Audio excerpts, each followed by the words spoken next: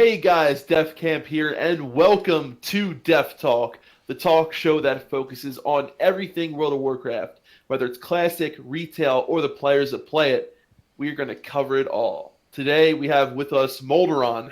How you Hello doing, there, Molderon? everyone.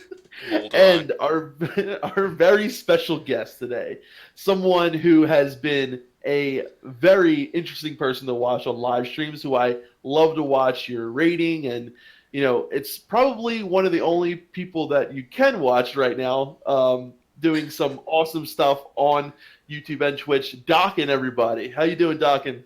I'm doing all right, guys. Glad to be here. Thanks for having me on. Of course. Awesome, man. Yeah. Glad to Awesome. have you. So, yeah, really glad to have you. A native Pennsylvanian too, by the way. Really. Absolutely.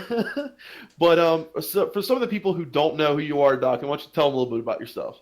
Okay. I'm Docken. I main an undead warrior, and I've done some DPS, some tanking. I do live streams on YouTube and Twitch, and that's basically what I'm doing. I'm playing a lot of vanilla right now. I do a little bit of retail, but big fan of the vanilla content. Hell yeah. Hell Nice, yeah, good to brother. hear. Yeah. Yeah. So if you guys are interested, all the links that if you want to check out Doc and all the links are below his portrait right now. So if we have all that for you if you want to check it out. So yeah, go ahead. Start with the first question, where we start with everybody. When and how were you introduced to Warcraft? Okay. I actually was started off. I played MMOs from the time I was like a teenager, and my brother was big into EverQuest, and I got to play that some. Then when EverQuest 2 came out, we got excited for that. We started playing that, and got to the end game content. What happened was it kind of petered out. It was not the best content that was there. There was a lot of flaws we found in the system, and one of our, if you will, raid tacticians. One of the guys helping us build strategies and do that kind of thing in that game. He goes, "Hey, I found this other game here. It's called World of Warcraft. It's another MMO. It's pretty good. He liked a lot of stuff about it." He kind of sold us on the idea. My brother says, "Hey, I'm going to get it." He ended up getting it. I bought it. It was either the same day or the next day. And we went from there. We checked it out, really liked the game, and got into it ever since. Awesome. And yep. Yeah. So that was what timeline roundabout was that in the Yeah, as far as the progression goes from World of Warcraft, and I'm going to speak kind of paraphrase the time, if you will. Yeah. But I feel like I remember that it was sometime between Molten Core and Blackwing Lair being released, as I believe I remember having the 8 debuff slots, and if not, it was shortly after 16 had come in. And I remember people being excited for Blackwing Lair when it came out and that kind of stuff. So it was a little bit earlier on. I remember some of the talent trees when they were redone. People refunded all their talent points. As I played a Warlock originally, that was something I got to experience as well when Nice. they made changes to the tree. So it was earlier on in the vanilla, I believe. Cool. And what was your first character and race and class? The first character I made was actually forgive me, guys. I know if you follow the stream, it was actually a Alliance Gnome Warlock. Oh my I know. god. I know, right? It's terrible. It's okay. Terrible. Alliance is okay, but Gnome, like, oh god. Yeah, I'm sorry. PlayStation's probably like, yes. It happens. We all start out on the dark side, and you get that's better at true. the game as you play it, so you learn things, and then you realize the Horde is where it's at. You know what Yeah. I'm saying? Lotar Garb. Only problem I have with Horde is they don't have paladins in vanilla, so it's the only problem. Who needs paladins? Shut up. You've got Shaman. Exactly. So your favorite race, Docken? What's your all-time favorite race? My all-time favorite race is definitely the Forsaken. Yes. That's my go-to. I like the Will of Forsaken. The ability is awesome, and that was one of the main reasons I picked it. I thought it fell in line well with liking to do the tank stuff that I do, so it's helpful. And if I'm not mistaken, you roll primarily an undead warrior now, right? And yes. my first character was an undead warrior, and I love seeing other undead warriors because no one thinks undead first when they think of warrior. You know what I mean? At least I did. Well, I did, but most people I think don't. And I was just like, yeah, undead warrior, awesome. But Yeah, I think undead warriors are probably. I mean, you probably see less trolls, but well, I don't know. See, like Tarn warrior to me is like an orc. tank. Or like Just- the two. Yeah, but Yeah. Tarn warrior just screams tank. But for some reason, when I don't know what it is, but whenever I've raided with undead tanks, undead warriors specifically, they have always been highly more skilled than every other race. I don't know what it is, But usually undead warriors, it seems like to me, except for Melderon, of course, are very skilled. Oh, I wish I could give you the finger right now. Anyway, And faction, obviously. is Oh yeah, Yeah. for the Horde, baby. That's the decision that's made. That's made now. absolutely. Yeah. You know, my first character was Alliance, and you talk about this all the time, and it's like, for me, it was really cool, like being able to play Alliance and then go to Horde and switch, and then I didn't actually get to play Alliance again until going back on a private server. So it was like almost going back and kind of reliving those like early days that I first played. But my heart is Horde, and and I feel bad because I do love to play Paladins, but I bleed red. Can't have it both ways. I know, That's right. I know. So, what are some of your like major either memories or things you're really proud of accomplishing during the classic day or vanilla days? Well, it's kind of funny too. Is I think a couple things stick out in my mind of experiences that I had, and like the knowledge that I have now of vanilla versus what I had back then is just it multiple times over. Yeah. I know a lot more about the game. I know a lot more about the itemization. What you want to do, the specs, the builds, the gear, like sets for different encounters and all those kinds. There's so much intricate things to it that you learn when you spend more time in the game. But like I distinctly remember when we hit 60. My brother and I were like, okay, well, what are we gonna do? All right, well, we want to find a guild that we can raid with. So we started researching guilds, find out who's doing what, and then we found recruitment option. We get in there like, all right, man. So I talked to, and I remember the guy's name was Severus, and I'm like, all right, man. He was the Warlock class lead. I'm like, so what do I need to do to get a raid spot? And he's like, you got to go get your Dreadmist set. You got to go get your dungeon set. And I'm like, dude, I facepalm so hard thinking about that. I was like, that's so bad. So what did I do? I went and ran all the instances, and I get my full Dreadmist set to get into raids. Like that makes me laugh right away there. And I just remember that thinking like, dude, that's so dumb. Oh my god. I also remember one of the coolest things was, so I finally got into the raids, and I'm like, all right, cool, we're doing Molten Core. This first raid I did. All right, we go in, I'm following along, doing what we got to do, and we get to Magmadar, and the Felhard pants drop. And they goes, well, do you need those? I'm like, oh yeah, obviously I don't have them. This is my first raid, and I said, hey, I could use those, and they actually gave them to me. My first raid, I was so stoked to actually get like an epic, like, oh my god, I can't believe this, because I came from that feeling, dude. Yeah. Yeah, I came from playing EverQuest, where it's like, dude, you could raid. I didn't raid in EverQuest, but I know from my brother's experience, because remember, I was younger then. It wasn't something I could get into at that point with the time dedication for that game. But remember that you might not get items for weeks of raiding or months of raiding. You might not get something. So to get something right away, I was super stoked about that. And it was like, those are two really big things that stick out in my mind that were kind of cool. And I also remember the first time I saw a Thunder Fury, I was running like a UBRS group, and I'm like, what is this? Like, what is this? Holy crap. Like, it was the most amazing thing I had seen in the game to that point. I remember the first time I saw Legendary too. It was like, there's something above purple. Like, what the? I had no idea.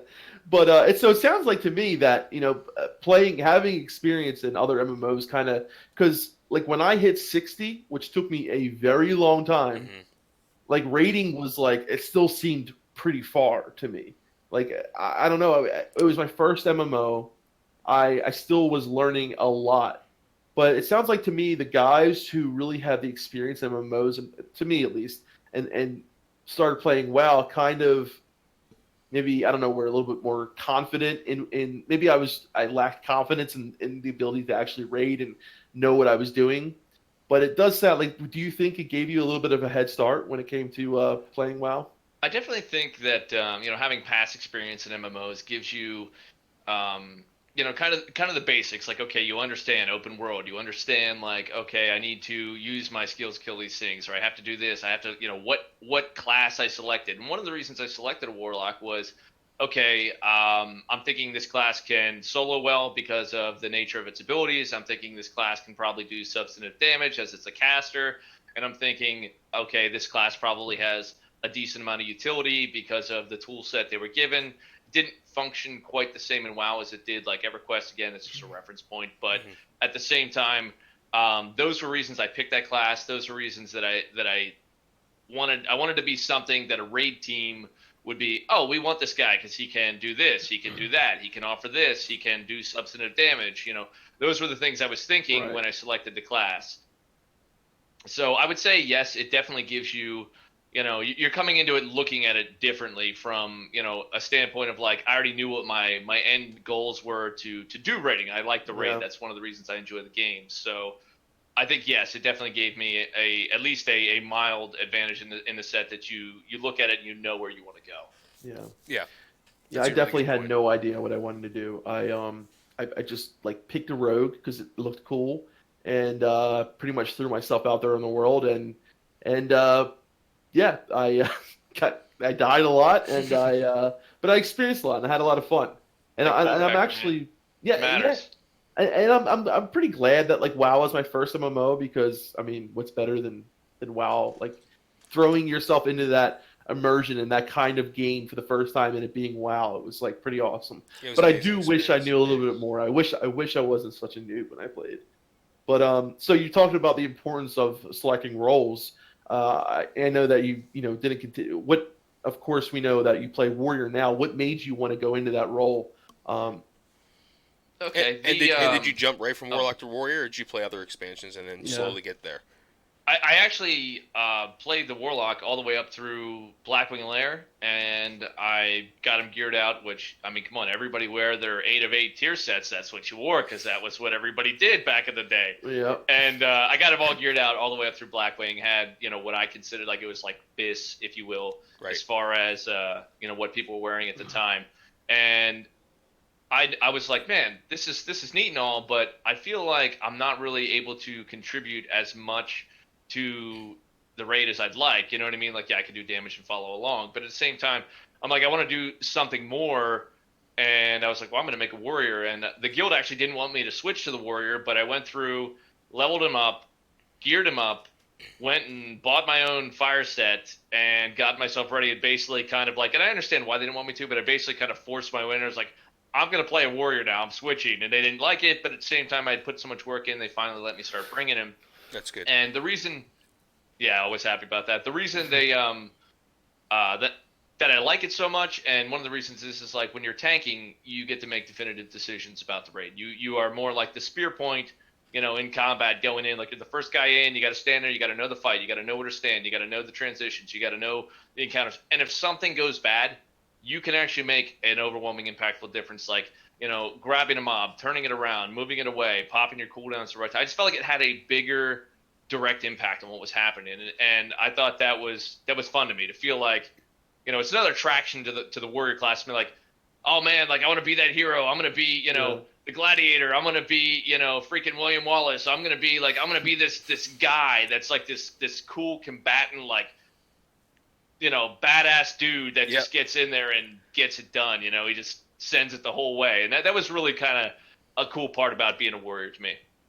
Yeah, that's what got me into tanking as well. It's that battle commander, or whatever you want to say, or brave enough to jump in there when everyone else is waiting. You know what I mean? And you're just going in there, and there's a leadership role too as well. So that's another reason why I think it's really a lot of fun. And you can be like, And hey, don't forget, yeah. Don't forget the importance of yelling at the healers. So that's yeah, well, I did a lot of that in Wrath of the Lich King. Yeah. Yeah, Defcamp. But anyway, yeah. No, I think I really have the utmost respect for tanks. I mean, I myself, I love healing. Like healing's my thing. I didn't find it until BC, but to me, tanking is almost like and in almost every experience I've had raiding, the tank has been not only what holds the group together, the raid leader. They've kind of been the most tanks like raid tanks, or a lot of them are the guild leaders as well. And it's almost like, to me, they're the person who has the initiative. They are the person who's going to stand up and say, guys, we're going to get this done. I'm going to hold everything together, and kind of put like the weight on their shoulders. And I really I love like a good tank that is, willing to do that. To me, I mean, WoW would not be the same if it wasn't for those tanks. So. Yeah, it's definitely huge in putting groups together, getting content done, and that kind of stuff. It's why you gear your tanks first. It's why you have that guy that's like, okay, he He knows it. He can get people through. He can carry through 20 mans. You know, he can do 5 mans, get people free geared. You know, all that kind of stuff. It's like it's just a very important role, I think. Yeah. And as you guys said, definitely like leadership naturally does have to go somewhat to a tank, even if they're not like the raid lead. They need to be involved in it because they've got to be able to communicate with whoever is leading the raid. Yep. Absolutely. Yep. So I've been watching some of your Nax content, and I watched the Hagen Dance VOD you had up there, and so we did Nax, we did easy mode Nax in Wrath of the Lich King, and that fight was the bane of our existence for a solid week. And Yep. we actually the first time we downed it, it was myself as the main tank and 2 healers. We actually killed him that way because Wow. it took forever, but he has no enrage timer, at least in Wrath. I don't know if he does in Nax, but so it's like you can just do it. But I watched that and I was thinking to myself, man, it flooded back so many memories, good and bad. But what's your favorite? So what was your favorite? I don't know how far you've gotten. I haven't watched all of them, but what's your favorite Nax encounter? Well, first off, I've done all of the Nax encounters except for the 4 Horsemen, Saffron, and KT. Okay. So I've done the rest of those, and I've done them on my DPS warrior. I've done them on my tank, and I've done them except for I didn't do Gothic on my tank, and I've done them on my shaman. My favorite encounter, and it's because I like tanking, and maybe it's overrated, underrated. Take it for what it is, but I really like Patchwork, and the reason I like Patchwork is because as a tank, I'm like, all right, this is the boss that you got to stand up there, and you just got to be able to get whacked. take a brutal beating and not go down. And to me, that's just like really cool. It's kind of like that, like I'm this big tanky dude, and I get to stand in there and just take a beating that like no one can even hold a candle to, and still stay there and not die. And like I like that encounter. I think it's really cool. I love that encounter as a healer as well because it's really gives us time to shine because that's especially like a tank healer. Yeah, and I usually I played either Disc Priest in Wrath or Holy Priest, Holy Paladin. So that fight, I mean, it's like you get a second off and time the wrong heal, the tank's dead. And then he hits that soft enrage, like he enrages no matter what. And he hit that soft enrage, and he starts whacking you. It's like, it's pretty scary. I main tanked that fight as well, so and but anyway, again, easy mode. So I don't know how it was. Yeah, we have. No, it's really cool. It's neat. It's probably got the games inspire, the enjoyment, the entertainment value from certain things that take place in the game, and like regardless of the platform, the game, the boss, the location, whatever it is, when you get that inspired feeling about like, oh man, this is the thing, you conquer that challenge and you get that kind of like awesome connection to like, yeah, we got this done. Like that's awesome. And that's what I think is so appealing about MMOs is the teamwork and just that sense of accomplishment when you finally down that encounter, that boss you've been working so hard at getting. Yeah. That's absolutely very, man. very true. Absolutely. Yep.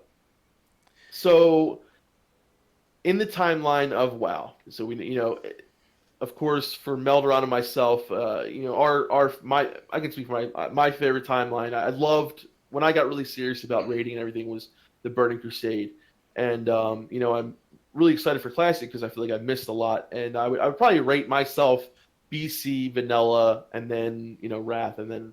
But can you really rate Vanilla though? Like no, what I mean is like since we didn't experience a lot of it, can you really put it underneath True. BC? That's it was when we first started playing, and it's honestly when I fell in love with the game. So that's why I think I can rate it like that because. Okay. But I didn't do the content that I did anywhere near as much in every other expansion. Mm-hmm. But I that was when I first started playing. It's when I got to level 60. It's when I started I did 2-3 raids, but it's still I experienced it in a different way. So your experience, Docken, did your love affair start dwindling throughout the course of WoW? What kind of happened in the course of your WoW experience? My kind of WoW timeline or history of events would be, as I said earlier, I started in vanilla. I did, loved the raids, did those. We did, MCBWL, AQ, got up to, did Instructor Resuvius and Nax, and then TBC came out. I remember we did it. Was literally like the week before we got Instructor down, and then TBC launched, so that was kind of it.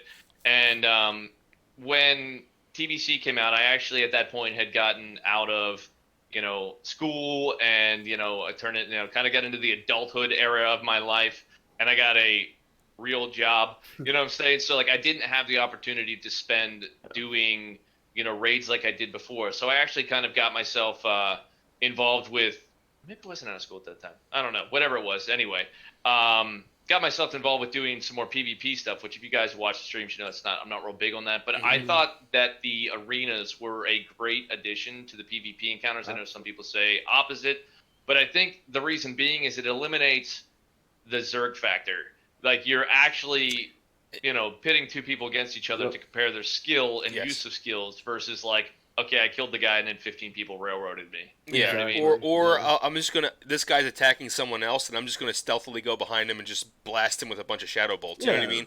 Yeah. So so you're right. You're actually pitting yourself in a gladiatorial way. But go ahead. I'm sorry. I didn't mean to interrupt. No, it's okay. It's good. Yeah.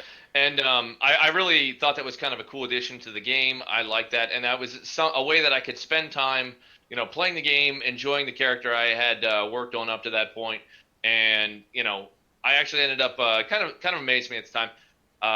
There was I say a young kid. He was 15, and he was a paladin, and I was still in my warrior at the time, and he was a paladin, and we did arenas together. That's what we did. So it was like two plate wearers, and I could that was before they had all the stun changes, where it was like the Storm Herald, I think, was the top tier mace. I was only able to acquire the second tier of the maces, and you would use the stun, and it was like, I just remember that being a huge thing back then. And it was kind of fun because we would just do our arenas, get our rank up, and get, I ended up getting like the Gladiator Season 1 or Season 2 set or whatever it was, and, doing that kind of stuff. And it was just entertaining. That was the way I got to enjoy the game at that time. And ultimately, I kind of ended up just like, less and less time, and got more consumed with real life and that kind of stuff, and ultimately I did stop playing. I didn't really get to do any or much raiding at that time. I did Gruul's Lair, I think, once, a couple of times maybe. Did Karazhan a couple of times. That was kind of, I think that was a change in encounters. Like they started having like the stage event with like the Big Bad Wolf and the other options that would come up and that kind of stuff, where And it was a little more dynamic. 10-man raid too. It's like, a lot smaller than. Well, there were 10-man raids in Classic too. Yeah. I mean, they're kind of like 10-man dungeons, but yeah. Well, So I basically got out of the game for a while then, and I had a real life friend of mine later contact me, and he goes, "Hey man, we have this guild we're playing." They were playing Wrath at the time. He's like, "Oh dude, you got to come back. You want a tank? We need a tank." I'm like, "Awesome, dude. I'll come. I'll come back and give it a shot." And I came back in Wrath, and I played. I actually played a druid under his recommendation. He's like, "Dude, you got to play a druid. They're like the best tanks right now because they get insane amounts of hit points. They have this guy's got 100,000 hit points." I'm like, "Wow, that's nuts." He goes in bear form. And they kept telling me like stack stamina. And I'm like, I went my own way and stacked agility. And the reason I did that was some of my previous tanking experience. I'm like, look, being a tank is like, yes, you take the hits, but it's also about the consistency and ease that you have to be healed. So I went with that because it was more armor, more mitigation, dodging, parrying, that whatever. No, they didn't parry. Just dodge and it's just dodge and armor. Yeah. And armor, like, so I was more consistent to heal versus the other guy, but yada whatever. So I did some tanking in that. I can't remember the names. Was it Oldar? Is that the one where and you'd sit in like the car boss, you get in a little things right. I remember doing some of that stuff, but I wasn't in it for real long because again, with work and stuff, it turned out like, hey, I can only make one raid day a week now. I can't make the second raid day because I only had 2 days. And they're like, well, you're benched, you're done, we're not getting spot. And I'm like, well, if I'm not gonna be able to raid, I'm not playing. And I stopped playing. At that point, a friend, actually my neighbor, when I bought my house, I found out my neighbor played WoW, and I was like, oh really? And he convinced I ended up buying Cataclysm, and I logged in, paid to have my character race changed and like faction changed or whatever, all this stuff, got it switched to his server, played for like 20 minutes, logged out, never played again. I'm like, okay, well, rip. That was a waste of a bunch of money, but that was basically the last time I played anything that was retail, other than the time I've spent on the private servers. So I haven't experienced anything really since then. So it was like the didn't miss too much older end of content. Yeah, you didn't really miss much, honestly. But you are. So I have seen you. I watched you stream today a little bit, and you are doing a little bit of retail now, if I'm not mistaken. Yes. Yeah. That was one of the things too. Like it came up as I have people ask like, oh, well, they would come into the stream and they'll say something occasionally ignorant, or they'll say something oh, the classic sucks, or why do you play this? I don't understand this. Like and I hear all these things about retail. People like, oh, it's not that hard. It's so easy. There's not much to it. Like you don't have to so on and so forth. And I'm like, in all honesty, I can't sit here streaming to people and talking about a game that I haven't played in ages. And I thought, what better way to be able to speak my own honest, earnest opinion about the content that exists in retail if I don't do some of it. So I decided, all right, you know what? I'm going to activate the account and I'm going to, play through, try to get the guy leveled up and experience some of what's there. That way I can speak from my own, not just relying on the opinions of others or, Correct. Someone hearsay or saying this or, something you read on the forums by God knows who, and whether their opinion's accurate or not, you don't know. So I felt like it would be a good base for speaking about it. That's a really good point, and I It agree. is, and that's why I think like on certain things like I played retail up until what probably 4 or 5 months ago. In Taurus. Yeah, and I did the whole mythic raid scene, and I'll tell you what, Legion it can be very challenging. Mythic raiding was challenging as a healer. I thought it was very challenging. Mythic plus, high level Mythic pluses is challenging, but the challenge does not pay off to me. There's no reward. I did not feel immersed into my characters. I felt like it was more of a task, more of a job than it did as a game. I felt like I was going in there and basically killing the raid. Everyone is so focused on numbers, what their DPS is, what their parse is going to be, less about just trying to get the boss down, working together, and each person just trying to get as high as DPS as they can, tunneling on bosses. And I mean, to me, the experience it just became so dull. I'm sure people have had other experiences, but what when I fell in love with raiding, which I didn't really start raiding hardcore in BC, it was a completely different experience to me, and it for me has been lost. And there's doing that, and then there's doing casual, and there's really those only two options that you have, and the casual game is just it's not even like an MMO. I mean, you get gear based on doing absolutely nothing. You can go and do a world quest and get an epic, and it can get Titan Forged up to the level of what people are getting in raid content. And it's just, to me, it doesn't feel like what a true MMO was. It doesn't feel like what Warcraft was at its core. So Takes away the risk reward, that feeling of accomplishment. absolutely. Absolutely. Yeah, Yeah. and I have a whole bunch of issues with it, but it's funny because a lot of people when they come and they come in there, and a lot of people have the arguments. Well, you guys, you're not playing it, you don't understand, you don't know, and I understand a lot of people who are like on the high end Mythic raid. A lot of people judge what they see like in LFR and in Raid Finder and say, it's easy, this, that, but for me, it's not the argument about it being easy or it being too hard or whatever. The argument for me is it's no longer the game that I love. It's no longer the game that I fell in love with. It can be challenging, but it feels more like a burden and more of like unburdening myself than it is of having fun.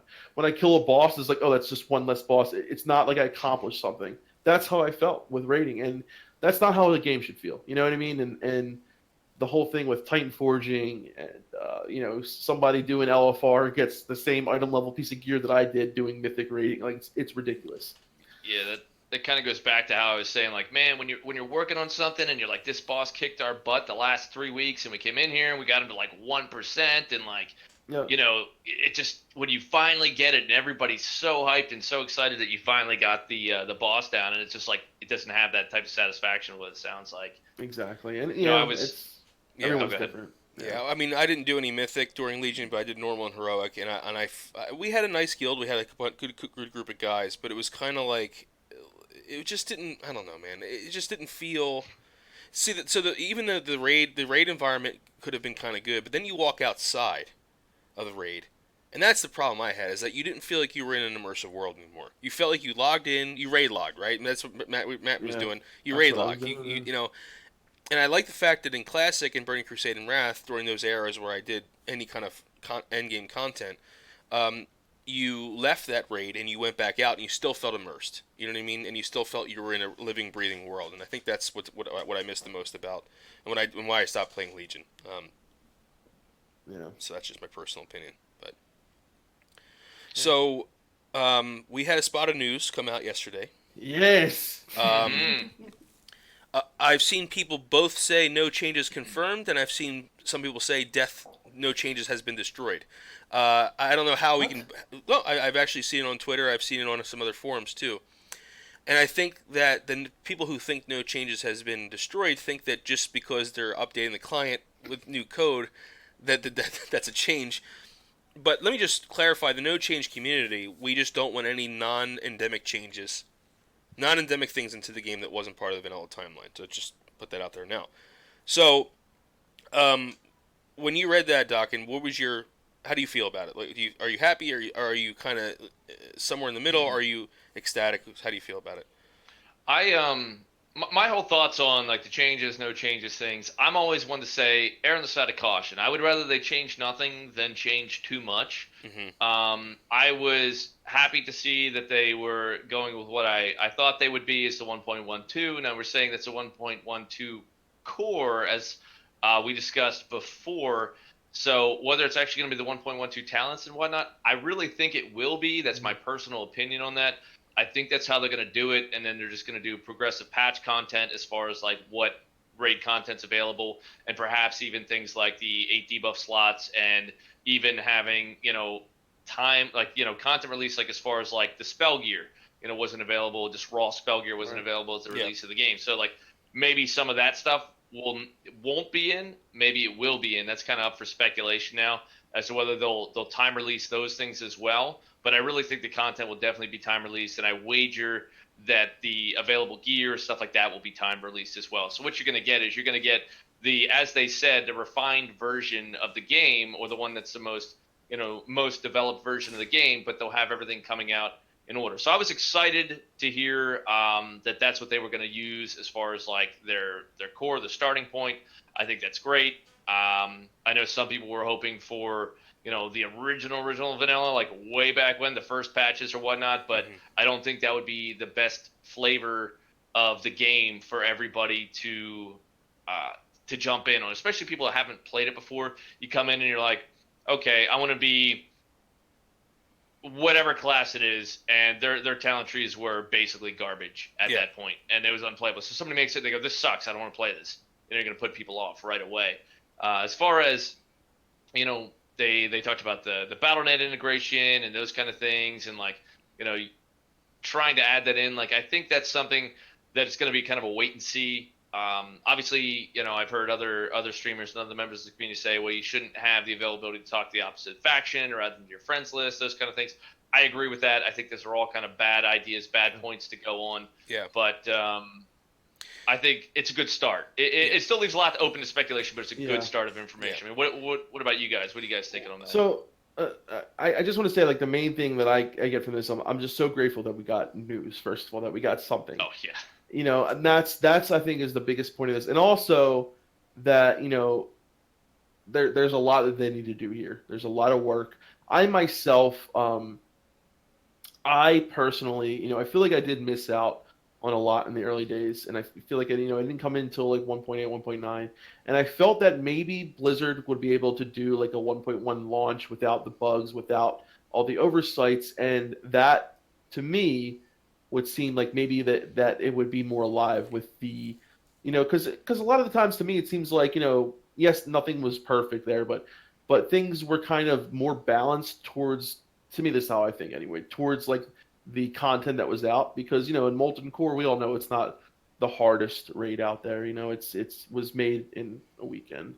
I mean, it was basically probably one of the easiest raids that Blizzard made, but with having that less spell damage gear, with having the talents that really weren't that. I mean, of course there were classes that really excelled, like rogues. They just did so much base damage pretty much all throughout vanilla that they were still kicking ass. But I'm thinking that it would have made the content more difficult. It might have made things a little bit different. But I don't really know, because I didn't play in those days, so I don't know what it was like.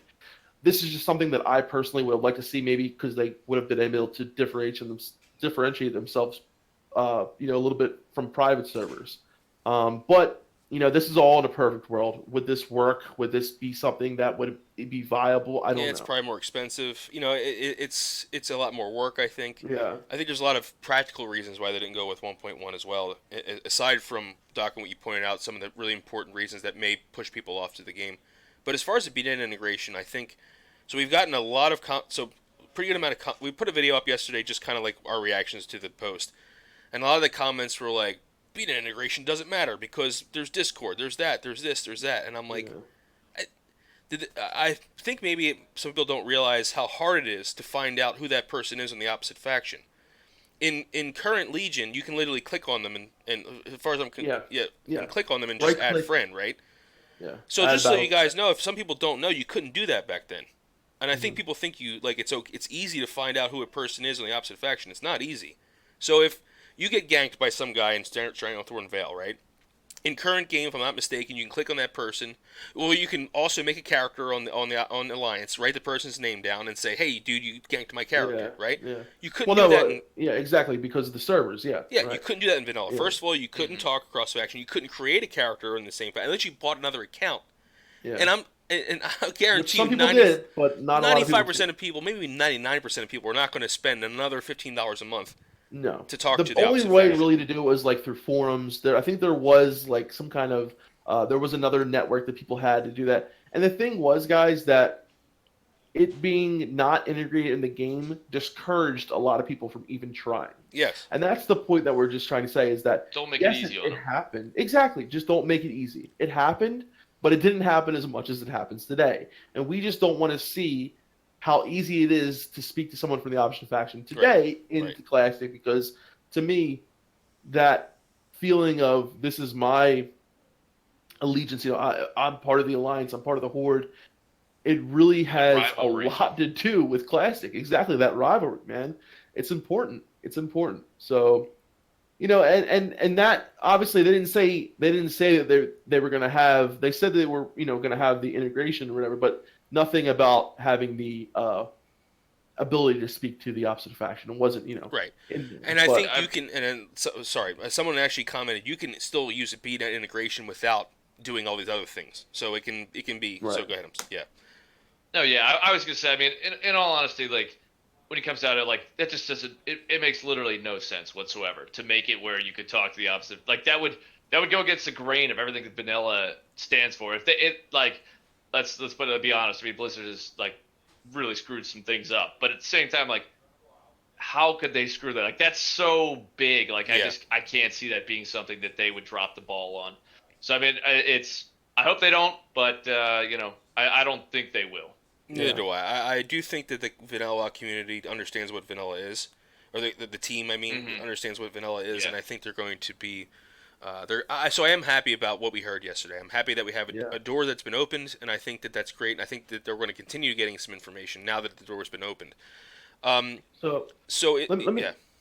me just want to ask Docken something. So, as someone who you came into vanilla, right around like the BW, as someone who didn't get to experience like say MC the way it was in 1.1, I mean, is that something that you feel like? Well, like, because when I thought about it, and I thought like, well, I'll never be able to experience it like as it was then. Does that bother you at all, or is that? Well, let's say this. Like, I mean, I don't think from the knowledge that was available about the grades and the encounters and the way the fights went, the itemization, all that stuff I kind of like touched on before. Yeah. There was no substantive difference between the first raids I got into or what they were to me. I mean, the biggest difference that may impact the way a raid team would work would be debuff slots. But like, that wasn't even something like, the mindset is so different now. I remember this is what our guild told us. They said, if you're a healer, bring 5 major mana potions. If you're a melee, bring 5 major healing potions, and everybody bring like 5 fire pots. That was your raid consumables. Yeah. That's what they told you to bring. Like, there was no discussion of like debuff slots other than don't use deep wounds. It's bad. Like, that's like one of those things you're just like, what the heck? When you think about it now, like it's so silly. Yeah. But like, so the impact that would happen and the noticeable difference probably wouldn't even be there, because when I played, or when people played it before, it's like, unless you were in Elitist Jerks or something like that, you weren't theory crafting the crap out of the encounters. You were just like trying to get the boss dead. Like, I've watched old videos of people doing Lucifrod, and they literally tanked it around the corner and had their hunters mana drain the entire boss. Like, who does that? Oh Like, my god! just like these, like, kind of like. Well, that's the thing, though. Like, it wasn't theory crafted out. People didn't go, okay, everybody go in, burst it down, focus the boss, use resto pots. Like, this isn't what they did. Yeah. Things like, I watched an old Thaddeus encounter, and they had something like 5 or 6 hunters in the raid, and I was like, what? Yeah. Why would you do that? And I'm like, God. The nature resist. Yeah. They were putting on the aura to try to mitigate the damage. The like, lightning that was damage. Exactly, the thought process. I'm like, so it's like so different from then till now. So like, whether it's gonna matter or not, whether somebody would feel a difference in it, like I don't necessarily picture people being able to like really feel a difference in the encounters. The only thing I would say is I would like to see them start out with the 8 debuff slots. And like, that'd be interesting. Yeah. So you bring up a very excellent point. Since vanilla has been theory crafted for 13 years, do you think vanilla is going to be a face roll for the majority of players? Not for the minority. majority of players. Yeah. Well, let's look at it this way. You say like, okay, we'll be a face roll. There'll be things that are going to be easy, but at the same time, this is coming from being involved in a community for the past 2-3 years that people have played the game for years or played it over. They leveled 3, 4, 5 level 60s. They played on multiple servers. They've done the content. They know they know it inside and out. So like, that's the experience. So most of the people that are on these servers that I'm familiar with or I'm around a lot are ones that have done it over and over again. So it seems easier. Now, if you bring someone in, like when we started our guild on Nastarius back when a group of friends and I and my brother got together, did this, we were so out of sorts with things. Like, I'm going in here with this mindset of what I had from vanilla. Like, so we learned a lot from then till now. Mm-hmm. And was it a face roll? We died to like the stupidest encounters because we just didn't know what we were doing. We literally didn't know what we were reading. And like, well, what do we do? And then like we just started learning from more people or watching other videos and like talking and socializing with people about it and that kind of stuff. So like that theory craft is going up, and if people come in, the mass majority of people come in with that same mindset, like they don't know because they haven't done it for a couple of years in a row. Yeah. I think there's going to be a learning curve to it. And are they going to face roll it? Some yes, some no. Yeah, it depends on how people team up. I think a lot of private server people are going to group together and play. Yep. But the masses, are they going to? Not independent of that. There may be some that do, but at the same time, it comes down to too from leading a guild and running a raid group. Something I know, you can tell people about the encounter. You can post 3 different videos. You can post an overhead map and positioning, and you can post, what they got to do. You put the add-ons on it. You literally put it all in Discord, put it right in front of them, and there are still some people that They're like, what are you doing? Like, it's right there. Like, there's times I remember stopping the raid and going, okay, everyone window out, click on this video and watch it. And I swear to God, there's people that didn't do it. So dude, it's there, tell me, man. But especially when there's get it 40 people and apply the information. Yeah. I don't know. And when there's 40 people, that's just more people to go wrong. But this is why I love having someone like yourself on who's experienced not only in vanilla, but also in private servers. You've seen a bit of both. And, I mean, if anyone, you have the most experience kind of in this thing. So, like, when I look at, what like just like you said, the majority of people, even if they played vanilla and they did everything, not everyone, private servers is a pretty small community when you look at the whole of WoW, and how many people play. And of course there's going to be a lot of people who never played on a private server, played in vanilla, and they're coming back. They're not going to remember everything. It's going to be like learning it again. And just like you said, like they might have done it a way back then that isn't the best way to do it. They're going to have to learn, okay, well, there's a different way of doing this now. Let's do it like this. Yeah. I don't think it's going to be a face roll in the terms I don't either. I asked that question more of a devil's advocate, but Yeah, and I definitely think there are going to be some people who go in there and just destroy the content because they've been doing it for so long, or they're just like, a crazy good guild Yeah, who I just, mean, go guilds in there and they that have practice. cleared Nax in like a week after it came out, they're going to clear Nax a week after it came out in Exactly. Classic too. Like it's not going to change, Yeah. Yeah. and But that's for the majority of people, it's going to be, a raid. And if you're going to have wipes, you're going to have, one shots, yeah, it's going to be, a raid. And like, so what I'm really interested in, Doc, and is like, when you played on, now I know it's been a long time and it's probably hard for you to remember, but do you feel like private servers have done a good job kind of emulating what those boss fights were like? And, as far as, I know there's some things that probably you wouldn't even notice, like, hit points. hit points and, Mhm. things like that, but mechanics. And do you think when you played on uh, Blizzard, vanilla servers, was it inherently harder, not just because it was newer, but was the actual content different than it was on private servers? I'll start off with saying from the items that I remember from playing on the Blizzard Classic or Blizzard Retail Vanilla back in the day, I would say that if you take a broad stroke paintbrush and you paint across all the private servers, they've got the encounters right. They've got, as far as, okay, the boss is here, the boss does this ability, this ability, this ability. Okay, these abilities range from this much damage to this much damage. Like the to look at it from 100 yards away, they would look the same. Mm-hmm. But if you bring it up to the 10-yard line and you're staring at it, there's probably differences that even like they're I'll say this: there's no way they got it perfect. They're probably close, but there's no way they got it perfect.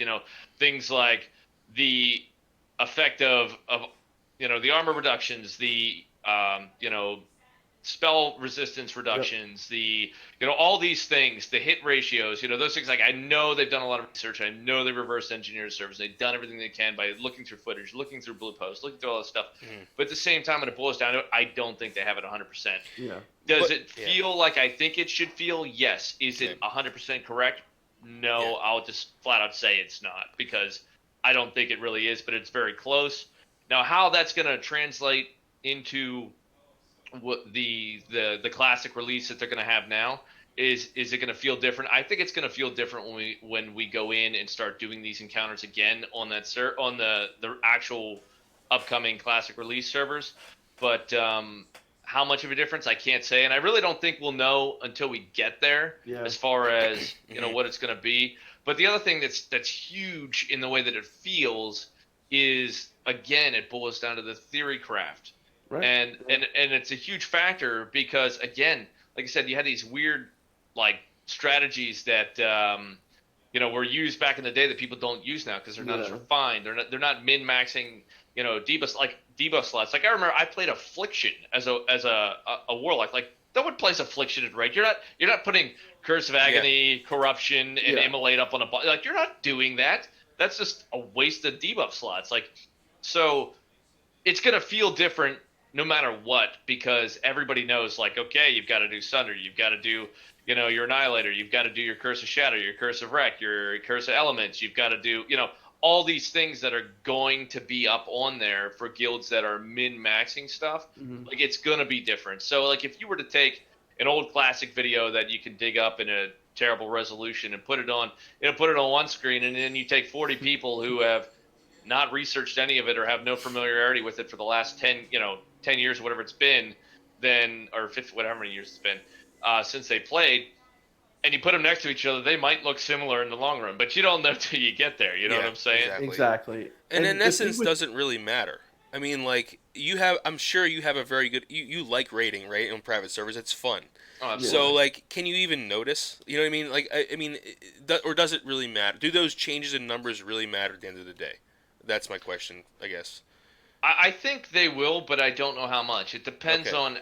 It depends on how off they are. It's like it's the same thing as I've been told that the boss resistances for the raid boss have all been set at I think it's like I think I want to say 70. I could be wrong on that, Okay. but they've been set at a certain fixed number. Oh, I see. And whether that's correct or not, should they have 150? Should they have 200? Okay. Should spell penetration or reduce the resistance of target by X amount? Now, does that have a greater value because the resistance is higher versus that hit or crit that you're going to put on, depending on what spec you have? Is that going to matter? So your itemization could change. So then if your itemization changes, then the numbers you can put out change, like those kind of things, as well as like the armor in respect to melee, or how does, your glancings affect, or how do they work? Do they work exactly the same? Are the hit ratios exactly the same? Are, all those things factor in as far as like how it's going to impact, and that stuff's going to scale as the content goes up. So like obviously like harder bosses having more resist, having more armor, having I think the health pools are probably correct, but the damage that the people do based off of the way the debuffs impact the way the skills and rotations work impact versus like the itemization that the player selected. People say obviously you have your base like it's like 8.6% hit rating, so you're going to go 9 hit rating is like a warrior for like your starting point, and work on your crit, and then work on your attack power, and work on your hit rating up more. Those kind of things. Like, okay, so ideally, if you're geared up and you want to be anywhere from like 11 to 14 hit rating, depending on your race, your itemization, other stuff, like, okay, that's great. Now, is that actually what you want when all these other factors come in the future? Yeah. Or is like, do you need more, or do you want less and then more attack power? Like, those things are going to be different, and it all depends on like how askew or how much they scale one direction or another, or how much they go on or off plane, if you will. See, and now the thing that I think is like really cool is like even if they were to say tune the bosses up, or even if they don't, right? Even if everything's the same, there's so much that goes into each encounter, each fight. Even though theory crafting has been done, and I think there's still more that that can be learned about each boss. Yeah. I don't even think that everything has been found out that has been found out. Like we talked tips about this. Well, especially if what Docken's saying is true. If values are off by X amount, right? Exactly. Then it's going to have to It's and even if it's a slightly small change, like some of you're saying, it might have an effect on oh well, now this item is better in this encounter, or I don't need to have this much resistance. I don't need to have this much hit. I don't need to have this much this whatever, depending on what the tuning is. And I think that is what is going to be really interesting to see, because a lot of people, like myself, I like to know everything about an encounter and everything about in a fight. And I think it's really good to go into the classic and say, it's most likely going to be different than what I'm used to. I should look at it in a different way. And even if I'm someone who has played on, private servers for the last 5 years, at least I can still look forward to things being, I could still improve upon where I was at. Things can still, be different in a way, Yeah, I mean, don't get me wrong and say, like, I think it's going to be like, oh, it's going to be so different. Like, I mean, it could be a difference of 50 DPS, or it could be a difference of, 150 DPS. I can't be sure. I don't think anybody will be 100% sure until we get all those final numbers when it comes Classic comes live again. But Go ahead, but the potential exists for possibly more wiggle room for theory crafting. I think, but the potential exists, and I think that's good because it shows that the game is still evolving, and well, maybe evolving is the wrong word. It's going back to its roots per se, and I think that it'll cause some people to reanalyze some things, and I think that's important. And like Tip said in one of his recent videos, as much theory crafting has been done, it's not over yet, and it won't be over probably for a very long time. There's still a lot of people doing theory crafting. I mean, I just put up a shaman leveling guide where I was, calculating average DPS for each build, and I'm trying to, dabble in theory crafting for the first time. Shaman tanking, all these things that it's still, not that it's a viable tanking spec, but still, it's like for like dungeons, it's like you can do it in dungeons. There's stuff that can be. This just shows how versatile vanilla was and how open it was to so many different possibilities, and I think that's, But, so Docken, like overall, like what are some of the core things that you really love about Classic? As far as like what I really enjoy about it is I think there's a huge community to it. I think that that's one of the greatest parts is, okay, we meet these guys, these other adventurers, like, when we started the guild. It was me and a couple friends, and we would run groups and dungeons and start leveling and questing, and we're talking together.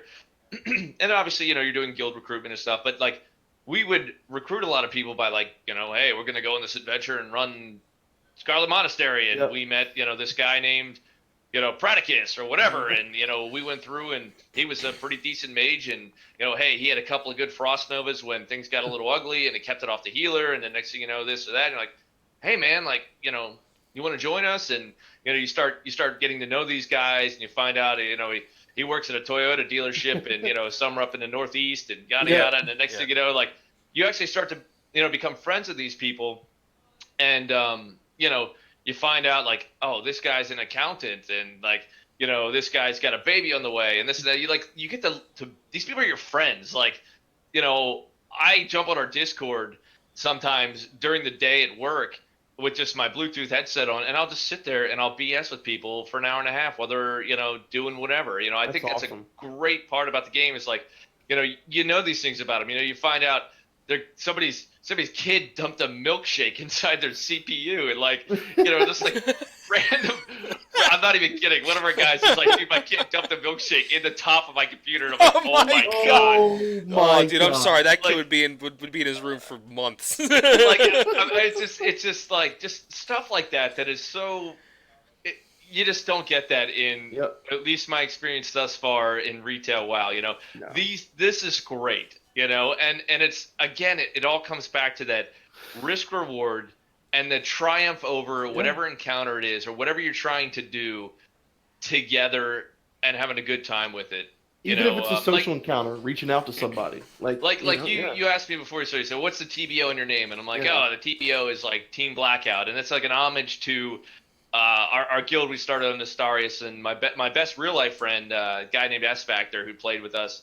And it's Team Blackout, it's like Team Blackout, home of the 2-drink minimum. And it's because we like kind of make a joke out of it to say like, hey man, come on in, have a couple of beers, hang out, have a good time, and let's do some WoW shit. You know what I mean? Yeah.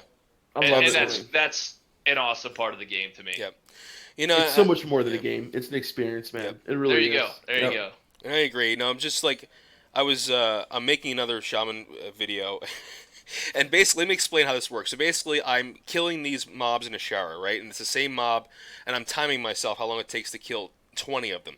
So as I'm recording myself, I'm hitting the say button and putting the number 1. So when I go back to record, I know that's the first mob. And because I'm like, OCD, so I need to know exactly, that's the first mob, type this down. So I'm literally walking around a shower typing 2. 3, 4, right? And this guy's like, what the F are you doing? And I'm like, oh, I'm just making a video. And he's like, why are you saying numbers? And I'm like, I don't know if I can explain this right now, but it was just like stuff like that where it's like, I don't know, man. Like that's classic right there. You know what I mean? Like just then you start talking to the guy and he's like, oh yeah, blah blah. And then and then I saw a guy, in chat saying like, I made my shaman tanking vid, and I'm like looking for, I was in a group to heal, I was healing in the group as my shaman, and I'm like looking for a tank. Well, this guy pops up and says, I'll tank it, but I'm a shaman, and I'm like, really? And he's like, yeah, well, my buddy had gotten a guildie already, so we filled the tank spot, and I was like, listen, dude, I'm gonna add you as a friend, and next time I do a dungeon, you're tanking it. And he's like, really? And I'm like, yeah. He never watched my video or anything. He just was a shaman tank. You know what I mean? Yeah. And then it's like stuff like that. And then we got to know each other. We're talking every time I log on. It's just, I don't know. That's vanilla, man. It's just. It is. It really is. And I can honestly say, like, I had, as Melderon knows, some really rough time in my like earlier years, teenage years, early 20s. Battled with like addiction and stuff like that. And like, WoW. I always had a lot of trouble socializing, in the world, whether it was self-esteem issues or anxiety, that kind of thing. But when I came into Azeroth, like when I was in WoW, it was almost like all of that shit didn't matter. I was in this world now where I was Defcamp, and I was my undead priest who was a fucking awesome healer, and like everyone, I had people who knew me, I had my buddies there. And like, even though, sometimes it's not, good to escape so much, but like for me, I needed that time. And it really got me through some times that I don't know, if I didn't have WoW, I don't know what might have happened. Like it's so much more than just a game for so many people. And it helped me come out of my shell. It really did, because I felt more confident to talk to people. I felt more confident about myself, that I had, more to offer in things, and I'm not, just what I thought about myself or whatever. And it really helped me. Like, and I can't like stress that enough. And I've heard similar stories of people who just the social aspect of, playing vanilla, playing BC, it really helps them just come out of their shell and be more confident about themselves. And I mean, what other game can do that? I don't know. I don't know. I mean, maybe there are, but for me, WoW was it. And like the people that we've met, I can honestly say I've met people in WoW who have become stronger friends than I've had met in the outside world.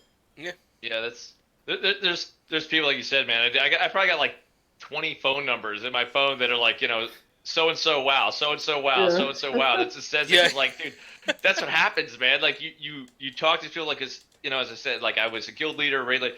I had my phone number out to like my officers and stuff. Like, hey man, something happened, just call me. I'll stop what I'm doing. I'll come home. I'll get on and do whatever. Like, stuff like that. There's times before we had Discord set up, because we were actually using Ventrilo. Like, oh my god. Yeah. And before we had Discord set up, like, I'm like, dude, just get a hold of me. Like, we'll get it sorted.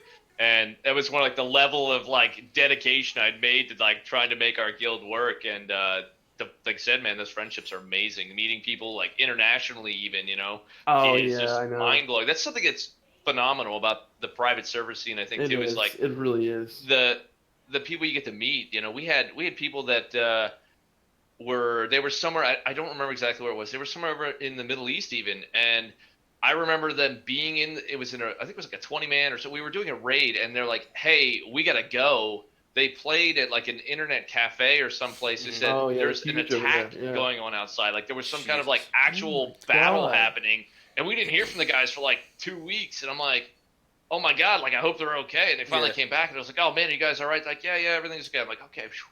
Like I was like, that's wild to think about that. Like just the dynamic of what's going on. Like.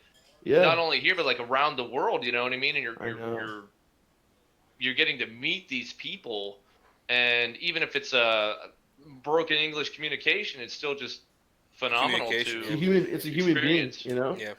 And like it's something that it's like a double-edged sword, because I would love to play on a server that has, lower latency and doesn't have, because I'm sure the Hagen dance wasn't fun with that high latency. But I really like Melderon and I have met some amazing people from the EU and beyond, and like I can honestly say, like, I love being able to play on a private server with them. And it's Melderon's going to be moving to Europe, and we gotta pick now. Are we going to play on NA servers or EU, and that's something that we really got to think about. But on private servers, it's really amazing to just have this community of people that are sometimes so different. You have so many differences. It's a social experiment, man. Yeah, humor and all these different things, and you put them together in this game that they're all passionate about. Like we had Dunedin on the other day with it, and this guy, he was like, I think Dunedin is one of the best guys, in our community. He's an amazing guy, and someone from what 6 out, so far away has become someone that I consider a close friend. Like it's just never met him before, you know what I mean? But it's like it's amazing. Yeah, it is. Yeah, absolutely. And so it's just, but I think it's a social experiment, and I think that unfortunately, you probably won't get it reproduced in Classic, but I think it's been a very interesting walk through playing with people from all over the world, from Russia, from China, where you would never get any connection with at all. So it's an interesting thing, definitely. Yeah. So you're playing. So who do you play more on, the warrior or the shaman? Just out of curiosity. I played more on my warrior. The shaman was actually supposed to be. I was trying to get my wife to play some, and it was. I started it, got her to play some, and I ended up just leveling the character up because she didn't really want to put any time into it. Really wasn't that interested. I got her to do one raid, but nice. She's like, she did a ZG, and I was like trying to help her, like what she's got to do. I'm playing my guy. She's sitting at the other computer, and I'm like talking to her, and like she's like, oh, it's so late. I'm tired. Like, why is this taking so long? Like, and of course it was one of those ZGs that like turns into be like this never happens. Like, why is this so Oh low? my Why is God. everybody dying? Why are we face pulling everything? Like, that's what her experience was, and like I just kind of gave up on trying to actually get her to play. But either way, I play on the warrior more. I do really like the shaman. I fully intend to make another shaman when Classic goes live. Yeah. Yeah. You and Melderon. So, I get it. but I do think that shaman may not be the best class for a beginner. Would you agree? Maybe I don't know. I think shaman's a little tough for a new player because of all the totems. I don't know. I just I would simply, if someone had never played, like if they were coming in fresh off the, off the conveyor belt, just manufactured, and they'd never played an MMO, I honestly think that they could start with any class. They just need to. They're gonna have to learn the intricacy of whatever it is for that Whatever class. that class is, Would it be harder? Yes and no, but then again, would being a rogue be harder? Yes and no. Like, okay, well, where do I got to stand? Like, how do I not get seen when I'm stealth? Like, okay, do I open with an ambush? Yeah. But like, you just got to learn those nuances. Even a hunter whatever class it is. Yeah, like the whole thing about pets. Like, how do I learn pets? How do I learn the abilities? How each pet groups have different abilities. Like hunters are, by far the best leveling spec, but they have a lot of different nuances and little things about them that each class is really, has a lot about them that no matter what. Yeah, I guess that. Yeah, too, though. I mean, I guess that's something probably all of us turn off. You get in a game, first thing you do, turn off the help. Like, I don't want to tell me what to do because we've all played it. So, like, that's a tool that's there for people that are newer. True. Would probably be a big way of assistance for them, especially if they take the time to read what the notes say and then they take the time to read the descriptions for each of the abilities. But I never did. Not until later. Yeah. Trial by fire, man. Just get in there and start clicking. Yeah, I mean, that's the best way to learn. Exactly. It's the best way to learn how to swim, right? Just get thrown in the pool. Yeah. Maybe not, but maybe not for some people. But that's what my grandfather did to me. But anyway, there you go.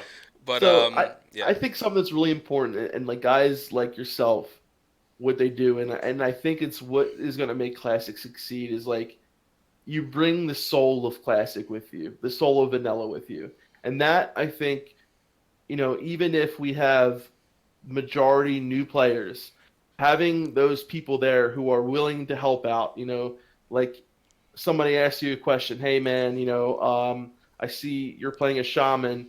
What do you think about this skill? What do you think about this skill? And just taking your time to like sit there and talk to them for 5 minutes makes such a big difference. I mean, what do you think about that? I think it's huge in a certain way. Like, those times like, I don't see it as much anymore, but you see someone asking a question about, oh, what's a good two-hander for this or for that, or once in a while I had someone whispering like, hey, what tank build do you use or something like that. You know what I mean? And it doesn't have as much as it used to, I don't think, but like I'll try to talk to people. You can't necessarily do it if you're in the middle of a raid or you're running something, but like if you have an opportunity to talk to someone, like don't see the guy asking world chat, don't troll him. He says, well, what's this? And you're like, oh, you got to go get your fender gaskets changed or whatever, or go get your blinker fluid. You're like, don't give him some screwy answer like that. Like you're laughing, but like give him like a legitimate answer. Like, like, hey, where do I go to quest at, this level? You're like, well, you go to Ungoro Crater or you go to Hinterlands or you go to like, it takes 2 seconds of your time. And if you've got the information, yelling, go Google it. Like, come on. Yeah, seriously. It's some of How many times were you there, How many times were we there? We were all there. Some of that comes to like part of the philosophy that I personally have with running a guild or running a raid is that I said you can always teach a player to be a better player. You can always help someone master a class. You can always help as long as they're willing to listen. But some of that comes in turn with you can't make someone not an asshole. Okay, like at the end of the day, I would rather raid with a bunch of people that are learning how to play. And they're really nice, they're really awesome, they're positive mindset, then raid with a bunch of guys who are pros and are a bunch of friggin' a-holes. You know what I mean? Like, because it's got to be fun. Yeah, absolutely. And I think that's a huge part of what you guys are saying there is like helping people get better at the game is good. I mean, I'm not going to hold your hand and carry you all the 60, but if you got a couple questions or this or that, like, it's important. Yeah. It's a huge part of the game. Yep. What's the saying, Melderon? Teach a man how to fish. Teach a man if you feed him. If you give a man a fish, you feed him for a day. If you teach a man to fish, you feed him for a lifetime. There you go. There you go. That's perfect. Yeah, because it's true. It is. It's true. If you give somebody too much, then they're gonna expect it and not do it themselves, and it's Yeah. it's kind of a balance. But we've all been there. We've all been new to the game, and there's going to be a lot of new play. I think there's going to be a lot. I really think we're going to have like a ton of people who either never played vanilla. There's a lot of people who started playing in like Wrath and afterwards, and they never experienced what it's like. And I think a lot of people are going to love it. And a lot of people, I feel it's sad, but a lot of people are afraid to reach out because there's so many people who are like, "Oh, you're a noob, you're an idiot." They're going to call them out, and it's sad, but it really stops people from reaching out sometimes. And that's why sometimes you have somebody in a group and they might need on an item and be like, "Oh, it's okay. I didn't even need it on it. I can just trade it with you." Like, no, in vanilla, You can't. can't Yeah. trade gear. You know what I mean? And that's going to be a huge problem. And if someone feels comfortable to reach out and be like, "Oh, wait, how does the gear system work in vanilla? I'm not sure." Then we can kind of not deal with that situation. It doesn't have to happen. So Yeah, and I'm all for helping people, man. you got to think of the scale too, the percentage of the population that's going to be playing I mean, the percentage of the population of the total. Like, so if you have like all the people in the private servers, and just hypothetically say there's 100,000 people, and then say you have 5 million people play Classic, like what percent is that? Like, you know what I mean? Like you've got such a small percentage of the population that's super familiar with a lot of what the game is, in recent history, versus this large portion who isn't. So there is going to be a lot of noobs or a lot of like new people out there that are coming in, and it's going to be interesting to see how that all goes together. And as you guys had tips on a while back, and he did a video on this, is it nostalgia or about it being nostalgia? And if you look at I thought it was phenomenal. Yeah. If you go and you look at the way he put together the numbers, it's like a huge portion of the people that are even playing on the private servers didn't play back in the day. Yeah, they're So like 15 to 19 years old or whatever, and you're like, oh, they were like what 5 when it came out. Yeah, so yeah. So it's not even nostalgia that makes the game great. It's the game itself. But the fact remains is that these people are out there, and a large portion of them never played or never had an opportunity to play. Absolutely. I agree. Or just don't know anything about private servers. Don't want to go on private servers. Which I respect. And I was that way for a long time. I was like, you know what? I don't want to do this. And I was giving myself excuses. I was thinking, oh, well, maybe this next expansion will be better, but but yeah, I mean, there's a lot of people who just don't want to play private server. So what's up for the future, Docken, for your YouTube and Twitch career? What do you got coming? Well, we're gonna get world famous in the next 3 weeks, and Absolutely. we're gonna have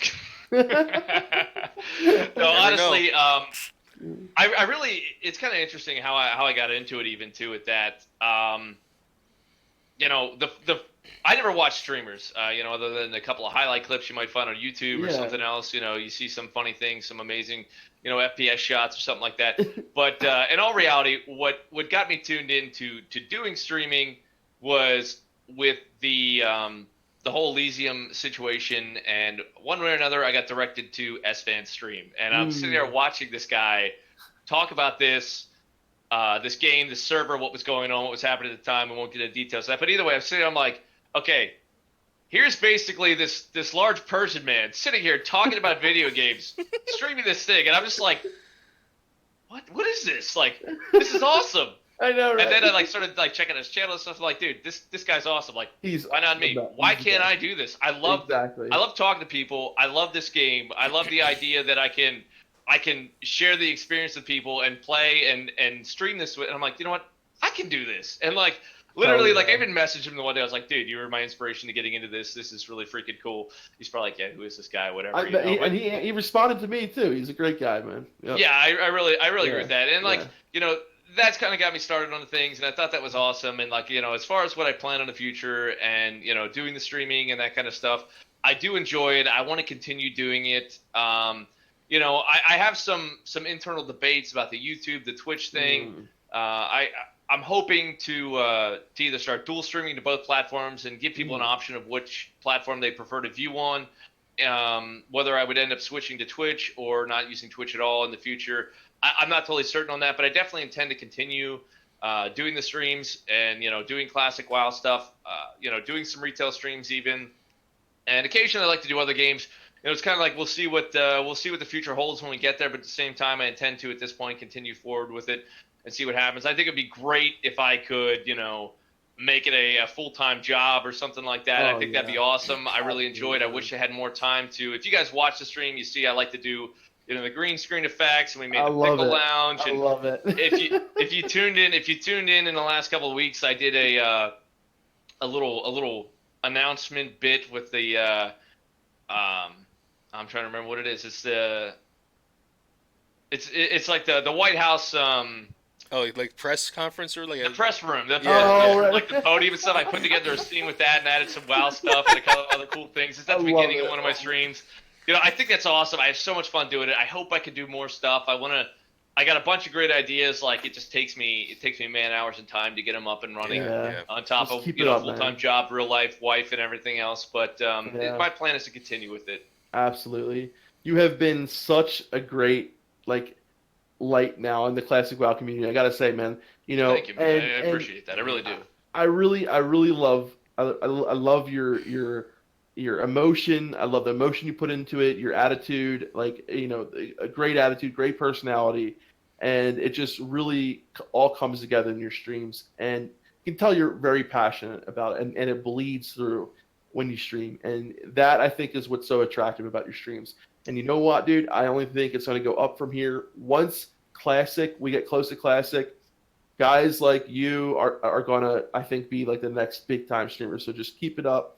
And thanks, man. I really have faith in you. You know what I mean? I earnestly mean that, because sometimes it's like, man, I'm trying so hard, and I hope that I project what I want to project to people. And it sounds like if you're getting the same view a lot of other people are, it sounds like a lot of people are on the same page with that, and that's awesome to hear, man. I earnestly mean that. Thank you so much. Yeah, I give streamers a lot of credit, even though I'm not huge in the stream myself. I give you guys a lot of credit, because for me, I can make a video on my own pace. You know what I mean? Like I can sit down at my last shaman video. I took 15 hours, but those 15 hours were over a week. You know what I mean? I was like, okay, I put some this, You guys got to do everything right there and then, and it's like a lot of pressure. It's a lot of pressure, and it's live, and you're basically just hoping people like what you're doing. You know what I mean? And it's like just put yourself out there. Yeah, it's put tough. Yourself out there. Yeah. I think honestly, I see the pressure. I think some of that falls off when there is pressure to make it look good and have fun with it, but at the same time, if you're just having fun and if you're authentic in who you are, it boils down to that if you always tell the truth, you'll never get caught in a lie. So if you're as authentic as you can be about yourself and what's going on, then there's no worry that you're going to be misprojecting something or not necessarily doing something in an authentic way. And I try very hard to put who I am there for people to see. That's the most really important good thing. Advice. And as you know, dude, everyone's a critic. Everyone's a critic. To each their own. I don't like everyone I meet, and I don't expect everyone that meets me to like me. Yeah. But for every 100 comments, there's one negative. But for some reason, we always, as content creators, always focus on the negative. It's like, really, dude. But that was great advice what you just said, and I really want to. I've been really thinking about streaming, and I really want to. And for me, just do it, man. I know. Just do it. I Literally, just turn it on and do it. Yeah, guys, my whole thing is saying this I don't for know. 2 months. Tell them to Shut stream. Shut up. It's my. I do have a little bit of lack of knowledge of certain things, but I'm learning. I'm sure Docken can help you out. Yeah, man. Yeah, that's true. You got questions? We can take time off of DefTalk here and go over stuff you want or whatever, man. It's all good. People are here. I ask people stuff. That's a great thing. It boils down to that same philosophy with the vanilla WoW community is if you've got a question, ask somebody. Yeah. And ask the people that that you like, that you aspire to be similar to. Emulation is the greatest form of flattery. It's like find out what's going on. Like, how do you do this? How do I do that? Like, people will want to help. They will. I really think so. Like this setup we use for DefTalk that you guys have seen and blah, blah, blah. Yep. We were like, S-Fan, dude, can you help us out? We have no idea how to do this. He took an hour out of his day. Like 2 hours. Like almost two. On the phone, he was like doing something else. He's like, Gary, this is what you do. You use OBS. You use the Alt button to do this, blah, blah, blah. And I'm like, oh. I mean, it wasn't complicated, but I had no idea how to start. You know what I mean? Yep. And he's and like, then he just sat there and talked to us for 2 hours. Just tell everything we had questions with. yeah, that's It's something. a great community, and there's a lot of great people in it. It really is. And I know people say, and you guys have said, it's great that people, and he's a prime example because he's probably one of the leaders in the as far as like what's happening, is that's such a authentic person. I mean, I've never met the guy. I don't know him other than a few encounters here and there on either streams or whatnot. But he seems to be who he acts as on stream, and I think that he means what he says, and he's humorous. He likes what he's doing. I mean, you can't, as what I do too. I don't think you can make the things the way that we do or he does or I do if you don't really enjoy doing it. You're not going to go to that extra level. You're not going to make these hilarious IRL videos that everybody is so fond of that he's made. You know what I mean? You're gonna build the pickle lounge and take a week and a half, cut through green screen special effects, and paint half your daggone basement green to make this thing. If you don't really enjoy what you're doing, and I think it's great that people that are good people, like him, are out there, because it gives a good flagship for vanilla.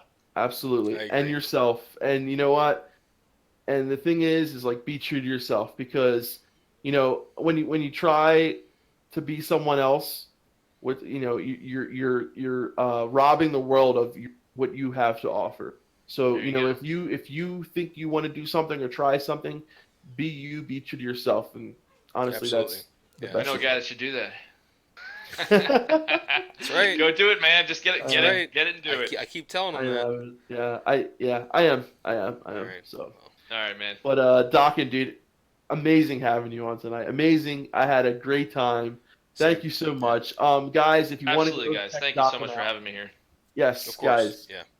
Yeah, of course. If you want to, guys, check Docken out, you're streaming on YouTube and Twitch. The links are right over there under Docken, right down there. Yeah, and we have your Twitter account there too. So yes. Yeah, right below. Links in right down there. And the links will be also in the description as well. Yeah, links if you like a clickable link, I will put them in there too. So yes, but Docken, thanks so much for coming out, guys. You're very welcome. Thank you. We are planning on doing some more DefTalk, some Super Plate Brothers. We got lots in store for you guys. We promise that we have another Super Plate Brothers coming eventually. I promise. Yeah, it's all waiting on Melderon, but okay, yeah. I just love playing for everything. Yeah. Until next time, guys. Defcamp and Melderon and Docken signing off. Signing out. See you guys. Have a good one.